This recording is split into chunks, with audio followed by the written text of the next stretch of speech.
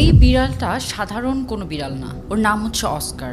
ও predict করতে পারে যে কে কখন মারা যাবে। ইউএসের একটা নার্সিং হোম ওকে 2005 সালে অ্যাডপ্ট করে। ওরা একটা জিনিস নোটিস করে যে বিড়ালটা আসলে ফ্রেন্ডলি বিড়াল না, খুব একটা ওর হিউম্যান টাচ খুব একটা পছন্দ না। কিন্তু ও যেই রোগীটার কাছে যায় বা যার কাছে গিয়ে ও একটু কাডল করে, ওই রোগীটা 2-1 ঘন্টার মধ্যেই মারা যায়। তো এটা কয়েকদিন খেয়াল করার পরে একজন নার্স করে কি, খুব একজন মুমূর্ষু রোগীর কাছে ওই বিড়ালটাকে নিয়ে যায়, মনে করে যে বিড়ালটা এখন ওই রোগীটার কাছেই যাবে। কিন্তু আশ্চর্যজনক ব্যাপার হচ্ছে বিড়ালটা ওই মুমূর্ষু রোগীর কাছে না গিয়ে তার পাশেই থাকা আরেকজন রোগী যে মোটামুটি সুস্থই ছিল তার কাছে যায় এবং কাডল করা শুরু করে। অবাক করা ব্যাপার হচ্ছে মুমূর্ষু রোগীটা না মারা গিয়ে বিড়ালটা যার কাছে গিয়েছিল উনি মারা যান আগে। তো অস্কার 100-এরও বেশি ডেথ প্রেডিক্ট করতে পেরেছিল।